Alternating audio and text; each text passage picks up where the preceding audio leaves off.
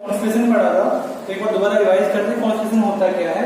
If you watch night skies closely you can see cluster of star. रात को हम देखेंगे तो हमें जो स्टार्स का जो ग्रुप दिखेगा उसको क्या बोलेंगे, constitution. The group of star is known as constitution. Constitution में है 10 स्टार और मोर देन 10 स्टार। और जो कॉन्स्टिट्यूशन होता है उसमें आप ये 10 स्टार से ग्रुप स्टार्ट करते हैं, यानी 10 से ज्यादा भी उसमें हो सकता है। तो देयर 88 कॉन्स्टिट्यूशन नॉन सो फार। तो हमें अभी तक 88 कॉन्स्टिट्यूशन के बारे में अभी तक पता है। 88 शेप्स जो है जो स्टार से मिलकर बनी हुई है उसके बारे में भी हमें पता है। You can identify some of these with naked eyes. और कुछ को हम अपनी आंखों से डायरेक्टली देख सकते हैं, like Ursa Major, Orion, Scorpius, Canis Major, Taurus etcetera. तो मैं आपको वही दिखाने वाला हूँ, जो नेक्स्ट स्लाइड आने वाली है उसमें कॉन्स्टिट्यूशन की ही मैं स्लाइड दिखाऊंगा आपको, और उसमें जो अलग अलग शेप्स वगैरह हैं उनसे हम उनके जो नेमिंग वगैरह कर रखे उसके बारे में हम देखेंगे। जैसे फर्स्ट आता है एरिस। तो यहाँ पर देखो 1 2 3 4 ये 4 स्टार से मिलकर एक शेप बनी, इसका नाम है एरिस। देन अगला है टॉरस। अगला क्या है, टॉरस। तो यहाँ पर ये जो शेप बन रही है स्टार से मिलकर बन रही है। ये जो व्हाइट डॉट है सभी यहाँ पे क्या है, स्टार है। जिसको अगला आता है जेमिनी। तो जेमिनी में ये जो शेप है सब स्टार से मिलकर बनी हुई, इस शेप का नाम क्या है आपका, जेमिनी है। देन अगला आता है लियो। ये जो शेप है ये आपकी क्या है, लियो है। देन ये है आपकी कैंसर। तो ये जो शेप है 1 2 3 4 5 स्टार से मिलकर बनी हुई है, तो ये शेप का नाम क्या है, कैंसर। देन ऐसे अगला है window, then Scorpio, Libra, Aquarius, Capricorn etcetera. तो ये सभी शेप्स क्या है, कॉन्स्टिट्यूशन के अंदर आपकी आती है। देन नेक्स्ट टॉपिक आता है आपका सोलर सिस्टम। नेक्स्ट टॉपिक है solar system. The solar system is the name given to the sun, all the planet that revolve around it, their satellite, meteors, comet, asteroid। तो solar system क्या है, ये name दिया गया है सन और उसके जो आसपास जितने प्लैनेट्स वगैरह हैं, जो उनकी सैटेलाइट्स वगैरह हैं, जो मेटियोर्स हैं, जो कॉमेट्स हैं, एस्ट्रॉइड, सबको क्या बोला जाता है, सोलर सिस्टम बोला जाता है। The sun, planet, satellite all have their own gravity. और यहाँ पे टॉपिक है ग्रेविटी। ग्रेविटी क्या, ग्रेविटी एक फोर्स है जिससे एक ऑब्जेक्ट दूसरे ऑब्जेक्ट को अट्रैक्ट करता है, रिपेल करता है। तो जो हमारा यूनिवर्स है वो पूरा किसको डिपेंड करता है, ग्रेविटी के ऊपर डिपेंड करता है। तो हर एक प्लेनेट की अपनी ग्रेविटी होती है, हर एक ऑब्जेक्ट की अपनी ग्रेविटी होती है। On gravity of different strength, और सबकी ग्रेविटी की अलग अलग स्ट्रेंथ होती है। Their pull on each other, और जो आपस में जो दो प्लैनेट होते हैं एक दूसरे को पुल करते हैं, उस पुल के कारण ही ये यूनिवर्स हमारा लगातार चलता रहता है और एक्सपेंड होता रहता है। Is what called there in a place in the solar system. अब ये जो ग्रेविटी है, ये ग्रेविटी के कारण ही सोलर सिस्टम में जो प्लैनेट है वो अपनी पोजीशन होल्ड करके बैठे हुए हैं। And keep them where they are. Thus, solar system can be defined as the sun together with the 8 planets। और डेफिनेशन की बात करें सोलर सिस्टम की तो क्या होगी, the sun together with 8 planets and all other celestial bodies that are bound by its gravity is known as solar system। जो सन है और उसके आसपास जो 8 प्लैनेट हैं और जो उनके आसपास जो उनकी celestial bodies हैं उन सबको मिलाकर सोलर सिस्टम बोला जाता है। देन नेक्स्ट टॉपिक है the sun. Sun is the head of solar family. Sun क्या है, सोलर फैमिली का हेड है। It is the nearest star to the earth, और अर्थ के सबसे नियरेस्ट स्टार भी है सन आपका। एक तो हेड है सोलर फैमिली का और दूसरा अर्थ के सबसे नजदीक में है। Like all the other star sun is made up of hot gases. Sun किससे मिलकर बना हुआ है, हॉट गैसेस से मिलकर आपका बना हुआ है। अब उनमें गैसेस कौन कौन सी आती है, हाइड्रोजन, हीलियम इसके अंदर मेन है। हाइड्रोजन, हीलियम इसके अंदर मेन है। The moving cloud of the gases is known as nebula. और जो मूविंग गैसेस हैं, जो मूविंग गैसेस का क्लाउड है उसको नेबुला बोला जाता है। The moving cloud of this gases, यानी क्या बोलेंगे, the moving cloud of hydrogen helium gas is known as nebula. और जो सन का सरफेस टेम्परेचर है वो कितना है, 6000 डिग्री सेल्सियस। लेकिन जब आप कल्पना करेंगे, इमेजिन करेंगे, अभी हम समर वेकेशन चल रही है अभी आपकी, और अपने यहाँ टेम्परेचर 45 डिग्री हो रहा है, 45 में हमारी हालत खराब हो जाती है। अब यहाँ देखो 6000 किलोमीटर सेंटीग्रेड है तो कितना हाई है, मतलब वहां उस टेम्परेचर के बारे में सोच भी नहीं सकते कितनी हीट इसके अंदर होगी। The sun is surface temperature of almost 6000 degree Celsius. Nuclear fission is responsible for the sun energy. अब सन को जो एनर्जी मिलती है तो उसके लिए एक प्रोसेस होता है, एक एक्सपेरिमेंट है, मतलब क्या नाम उसका, nuclear fusion. Nuclear fusion is a process in which two light will combine to form a heavy nucleus, यानी दो पार्टिकल्स मिलकर कंबाइन हो जाते हैं, उस प्रोसेस को बोलते हैं न्यूक्लियर फ्यूजन। क्या बोलते हैं? Nuclear fusion. ये फ्यूजन और फिजन ये आपको 9th या 10th क्लास में टॉपिक आपका आएगा, लेकिन हमें मालूम होना चाहिए तो सन को एनर्जी मिलती है वो न्यूक्लियर फ्यूजन से मिलती है। The distance of sun earth is 150 million kilometre, और जो अर्थ और सन के बीच में डिस्टेंस है वो कितना है? 150 मिलियन किलोमीटर का डिस्टेंस है। The light from the sun which travel the speed of 30,000 kilometre पर सेकेंड, और per second wait. Next topic है the sun. Sun is the head of solar family. Sun क्या है? सोलर फैमिली का head है और nearest star है जो कि अर्थ के पास में है। सन किससे मिलकर बना हुआ है? हॉट गैसेस से। Sun is made up of hot gases like hydrogen and helium. Hydrogen और हीलियम के मेन गैसेस जिससे आपका सन बना हुआ है। और ये जो गैस का जो इन गैसों का क्लाउड जो मूव करता है उसको नेबुला बोलते हैं। The moving cloud of hydrogen and helium are known as nebula. और जो सन का सरफेस टेम्परेचर है 6000 डिग्री सेल्सियस है। और न्यूक्लियर फ्यूजन एक प्रोसेस होता है जिससे सन को एनर्जी मिलती है, यानी जब दो न्यूक्लियाई आपस में कंबाइन होंगे उसको बोले न्यूक्लियर फ्यूजन। अब न्यूक्लियर फ्यूजन और फिजन ये आपका क्लास 9th का टॉपिक है, लेकिन हमें यहाँ पर थोड़ा सा आपको डिस्कस कर रहा हूं ताकि मालूम चले कि सन को एनर्जी न्यूक्लियर फ्यूजन प्रोसेस से मिलती है। The distance between sun and earth is 150 million kilometre, और जो डिस्टेंस है सन और अर्थ के बीच में वो कितना है? 150 मिलियन किलोमीटर का आपका डिस्टेंस है। और जो सन की लाइट है, सनलाइट है, वो अर्थ पर जो आती है वो 3 लाख किलोमीटर पर सेकेंड की स्पीड से आती है। और it will take approximately 8 minute to reach us on the earth. यानी जो सन की जो लाइट है वो 8 मिनट में सन से अर्थ तक ट्रेवल करती है, और जो स्पीड है वो है आपकी 3 लाख किलोमीटर पर सेकेंड, यानी 1 सेकेंड में 3 लाख किलोमीटर डिस्टेंस ट्रेवल कर लेती है। देन नेक्स्ट टॉपिक आपका प्लैनेट। प्लैनेट के बारे में पढ़ेंगे। There 8 planet of our solar system. Solar system में प्लैनेट है 8 प्लैनेट हैं। अब स्टार्टिंग है मरकरी से। Mercury, Venus, Earth, Mars, Jupiter, Saturn, Uranus and Neptune revolve around the sun in a fixed path known as orbit. और जितने भी planet हैं ये सन के चारों तरफ रिवॉल्व करते रहते हैं एक फिक्स पाथ में, जिसको ऑर्बिट बोला जाता है। तो the fix path of planet is known as orbit. They also rotate on their axis. और सन के चारों तरफ रिवॉल्व कर रहे हैं, लेकिन उसके अलावा अपनी एक्सिस पर भी घूमते रहते हैं। All the planet are spherical in shape. जितने प्लैनेट है ऑलमोस्ट स्फेरिकल शेप में होते हैं, और इनका जो साइज है वो वेरी करता रहता है, वो चेंज होता रहता है, यानी हर एक प्लैनेट साइज डिफरेंट आपका होता है। Planet do not have their own light. अब प्लैनेट के पास अपनी खुद की लाइट नहीं होती है। They reflect the light they receive from the sun, और ये सन की लाइट को ही रिफ्लेक्ट करते हैं। It is important to note that Pluto has been remove from the list of planet. अब पहले 9 प्लैनेट होते थे, लेकिन बाद में हमने प्लूटो को निकाल दिया है, और प्लूटो को क्या बोलते हैं? ड्वार्फ प्लैनेट बोला जाता है।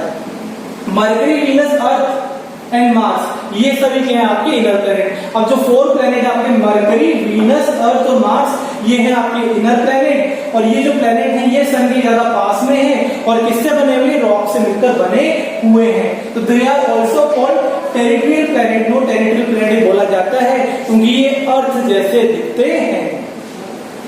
Outer planet like Jupiter, Saturn, Uranus, Neptune are the outer planet. अब आउटर प्लैनेट में क्या बचे आपके? जुपिटर, सैटर्न, यूरेनस और नेपच्यून ये आउटर प्लैनेट हैं, और ये आपके गैस जायंट्स बोला जाता है, यानी बड़े बड़े गैस के गुब्बारे हैं जो उनसे मिलकर आपके बने हुए हैं, और they are made up of gases से मिलकर बने हुए होते हैं। देन अगला टॉपिक है आर प्लैनेट अर्थ। अब हमने चैप्टर का बेसिक पढ़ा, अब हम चैप्टर को स्टार्ट कर रहे हैं। चैप्टर नाम था हमारा आर प्लैनेट अर्थ, और अर्थ के बारे में हम पढ़ेंगे। The earth is the 5th largest planet. Earth क्या है? 5वां सबसे बड़ा प्लैनेट है, और 3rd nearest to the sun. और सन के नियरेस्ट की बात करें, सन के पास में 3rd नंबर पे ये आता है। पहले उसके बाद it is spherical in shape, और जो अर्थ है उसकी शेप क्या है आपकी? स्फेरिकल है। स्लाइटली फ्लैटेंड एट द पोल, और ऊपर और नीचे से थोड़ा सा फ्लैटेंड है, क्या है, flattened, and bulging at the equator, equator bulge हो रखा है ना। दिस शेप डिस्क्राइब जियोइड, इस कारण से अर्थ में बोलते हैं जियोइड बोला जाता है। तो यहां से क्वेश्चन बनता है व्हाट इज जियोइड, या फिर why the shape of earth is geoid. तो इसको बोलेंगे the earth is spherical in shape, slightly flattened at the poles, poles पे थोड़ी फ्लैट हो जाती है, and bulging at the equator, equator में बल्ज, इक्वेटर थोड़ी सी फैल जाती है, और इस शेप को जियोइड बोला जाता है। Our Earth is unique planet, हमारा जो अर्थ है एक यूनिक प्लेनेट बोला जाता है, because it is the only planet in the solar system where life is not to be exist. Earth एक इकलौता ऐसा प्लेनेट है जहां पर हमें लाइफ देखने को मिलती है। अब ये क्यों मिलती है लाइफ, अर्थ पे लाइफ पॉसिबल क्यों है, because due to favourable condition required for the life. तो लाइफ के लिए जो फेवरेबल कंडीशन चाहिए, जीने के लिए जो भी रिक्वायरमेंट है वो हमारी अर्थ पे पूरी होती है, वो हमें अर्थ पे मिलती है, इस कारण से अर्थ पे लाइफ पॉसिबल है। About 71% of Earth surface covered water, अर्थ का 71% किससे कवर है, वाटर से कवर है। तो हम जब भी अंतरिक्ष से देखेंगे तो अर्थ हमेशा हमें कैसे दिखाई देगा, ब्लू दिखाई देता है, और अर्थ को ब्लू प्लेनेट बोला जाता है। Therefore to the astronaut, जब एस्ट्रोनॉट जाते हैं स्पेस में, तो स्पेस से अर्थ को देखेंगे तो हमेशा उन्हें ब्लू दिखाई देता है। That is why the Earth is also called blue planet। अब लाइफ पॉसिबल है अर्थ पे, उसके कुछ रीजंस हैं। तो ये आपका क्वेश्चन बन जाता है, why is life possible only on earth. तो स्टार्ट करते हैं, life possible on earth due to कुछ फैक्टर्स हैं, जैसे कि optimum distance from the sun, sun से जो डिस्टेंस है वो हमारा ठीक ठाक है, जिसके कारण लाइफ हमारी पॉसिबल है। यानी जितना डिस्टेंस होना चाहिए लाइफ के लिए इतना डिस्टेंस हमारे पास है, ताकि हमें सनलाइट भी मिल जाती है और ज्यादा हमें कोल्डनेस का सामना भी करना नहीं पड़ता है। Average surface temperature of earth is 14 degree Celsius, और अर्थ के एवरेज टेम्परेचर की बात करें तो वो कितना है, 14 डिग्री सेल्सियस है, जो कि लाइफ के लिए अच्छा टेम्परेचर माना जाता है। Because it is closer to us than the sun, और ये हम सन के थोड़ा ज्यादा पास में है, जिसके कारण हमारी लाइफ यहाँ पे पॉसिबल हो जाती है। अर्थ जो है वो सन के ज्यादा पास भी नहीं है और ज्यादा दूर भी नहीं है, एक एवरेज डिस्टेंस पे, जिसके कारण से लाइफ पॉसिबल है। Suitable season and weather condition, हमारे जो सीजन है और वेदर कंडीशन वो सुटेबल है, लाइफ के लिए अच्छी है, जिसके कारण अर्थ पे हम सर्वाइव कर सकते हैं। Adequate availability of liquid water, earth पे ही हमें वाटर अवेलेबल मिला है, हम मून पे भी ट्राई कर रहे हैं लेकिन मून पे वाटर अभी नहीं मिला है। देन नेक्स्ट टॉपिक आता है सैटेलाइट। नेक्स्ट टॉपिक आपका satellite. In general, a satellite is anything that orbits something else। अब सैटेलाइट एक ऐसी चीज है, एक ऐसा ऑब्जेक्ट है जो किसी दूसरे प्लेनेट या किसी दूसरे ऑब्जेक्ट के चारों तरफ या उसके अराउंड रिवॉल्व करे। Else for example the moon orbit the earth. अब मून क्या करता है, वो अर्थ के ऑर्बिट में घूमता रहता है, अर्थ का एक सेपरेट मून को हम बोल सकते हैं। Like the planet the satellite have no light of their own. जैसे प्लेनेट के पास खुद की लाइट नहीं होती, तो जो ये हमारा सैटेलाइट है उसके पास भी खुद की लाइट नहीं होती। लाइट का एक ही सोर्स है हमारे पास, वो क्या है, सन, और हम उसी की लाइट को रिफ्लेक्ट करते रहते हैं। No light of their own and they too reflect the light they receive from the sun. There today manmade. अब सैटेलाइट दो तरह की होती है, एक नेचुरल सैटेलाइट, एक मैनमेड। अब जो मून है वो नेचुरल सैटेलाइट, वो हमने नहीं बनाई है, नेचर ने हमें प्रोवाइड की है, लेकिन कुछ सैटेलाइट हमने अपने पर्सनल यूज के लिए बनाई है, जिसको बोलते हैं मैनमेड सैटेलाइट। तो today manmade satellite are being launch into space. हमारे मतलब ह्यूमन की तरफ से मैनमेड सैटेलाइट लॉन्च की जाती है to study weather condition study करने के लिए, टेलीकम्युनिकेशन डेवलप करने के लिए, फोटोग्राफ मैप्स को लार्ज एरिया को कवर करने के लिए, और एक्सपेरिमेंट स्पेस में कन्वर्ट करने के लिए। स्पेस में हमें जो एक्सपेरिमेंट करने हैं उसके लिए सैटेलाइट की रिक्वायरमेंट हमारी होती है, और वो कौन पूरा करता है, मैनमेड सैटेलाइट पूरा करता है। अब मून क्या है, नेचुरल सैटेलाइट है अर्थ की। Jupiter, Saturn, Uranus, Neptune, Mars have many moons. और उसके अलावा जो जुपिटर, सैटर्न, यूरेनस, नेपच्यून और मार्स है, इनके पास भी अपने खुद के बहुत सारे मून्स वगैरह देखने को मिलते हैं। और मर्करी और वीनस के पास कोई भी मून नहीं है, कोई खुद की सैटेलाइट नहीं है। The earth is only one moon, और हमारे पास एक ही सैटेलाइट है जिसको मून के नाम से जानते हैं, मून बोलते हैं। अब अगला टॉपिक आता है Earth moon. The Earth moon is the brightest object in the night sky, और नाइट स्काई में सबसे ब्राइटेस्ट ऑब्जेक्ट क्या है आपका, मून है।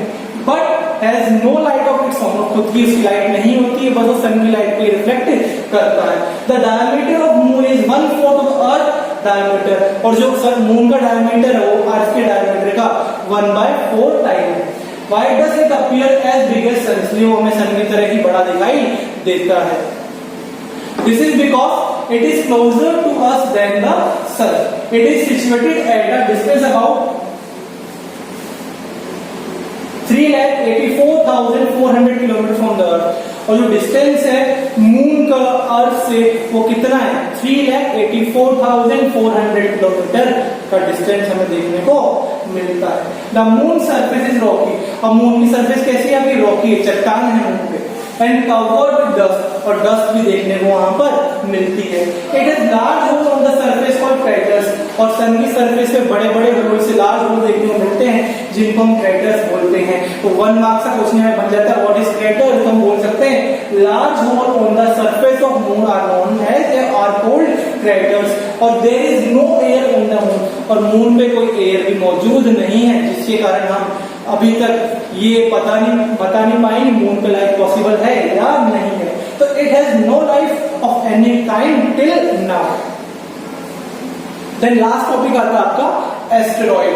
एस्टेरॉइड क्या होता है, between the orbit of Mars and Jupiter, Mars और जुपिटर की ऑर्बिट के बीच में thousands of planet like small bodies, छोटे छोटे स्मॉल प्लैनेट आते हैं और जो कि सन के चारों तरफ रिवॉल्व करते रहते हैं।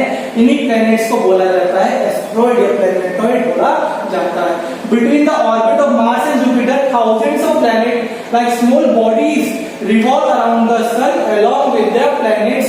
These are called asteroid or planetoid. Many believe that these are pieces of some planet which explored long time back. जब बिग बैंग हुआ था उस टाइम से ये प्लेनेट जो स्मॉल बॉडीज वाले हैं ये एक्सप्लोर हो गए हैं और उन प्लेनेट के ऑर्बिट में लगातार घूमते जा रहे हैं। और अब तक का सबसे लार्जेस्ट एस्टेरॉइड है सीरियस। देन अगला टॉपिक है मेटियोर्स। मेटियोर्स क्या होते हैं, meteors are the smaller pieces of rocky materials that burn when they enter the earth atmosphere space. Meteors आपके स्मॉल पीस ऑफ रॉक्स होते हैं जो कि अर्थ के सरफेस पे या अर्थ के एटमॉस्फेयर में कांटेक्ट में आने पर वो बर्न हो जाते हैं।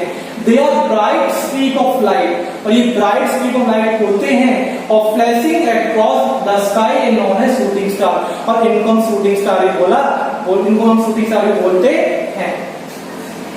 देन लास्ट टॉपिक है मेट्रॉइड्स। मेट्रॉइड्स क्या होता है, many large fragments of rock complete the journey to the Earth surface without being destroyed are known as meteoroids. अब मेट्रॉइड्स क्या होते हैं, कुछ बड़े बड़े स्टोन्स वगैरह रॉक्स वगैरह है, पार्टिकल्स है रॉक्स के, जो कि बिना डिस्ट्रॉय हुए अर्थ की सरफेस के अंदर आ जाते हैं, अर्थ के एटमॉस्फेयर के अंदर आ जाते हैं, तो उनको हम क्या बोलते हैं, मेट्रॉइड्स बोलते हैं, और ये हमें अर्थ सरफेस पर देखने को मिल जाते हैं। Some recent meteoroids fall on the earth surface are, और कुछ meteoroids जो अर्थ सरफेस पे गिरे हैं they have fallen down are known as, दो इसके एग्जांपल है बैरोल ब्रिटेन में गिरा था 1965 के अंदर, परसेट फ्रांस में 2001 के अंदर। देन अगला टॉपिक आता है कॉमेट्स। कॉमेट्स क्या होते हैं, comets are the ball of dust and frozen gas. Comets आपकी जो बॉल्स है डस्ट की और फ्रोजन गैसेस की, and they are the balls of dust and frozen gases held together by ice particle, और आइस पार्टिकल को hold करके रखता है, यानी कि ये आपका एक तरह से डस्ट और फ्रोजन गैसेस का ग्रुप है जो कि आइस पार्टिकल के साथ मर्ज होकर रहता है और revolve around the sun in an orbit, और सन के चारों तरफ रिवॉल्व करता रहता है एक फिक्स ऑर्बिट, एक फिक्स पाथ में।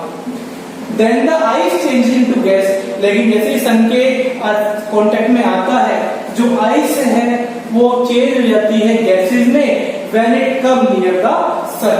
The vaporised part have a long tail, और जब ये सन के कांटेक्ट में आती है तो ये वेपर की फॉर्म में कन्वर्ट होने लग जाती है, इसकी खुद की एक लॉन्ग टेल होती है और एक फाइन डस्ट का पार्टिकल देखने को मिलता है।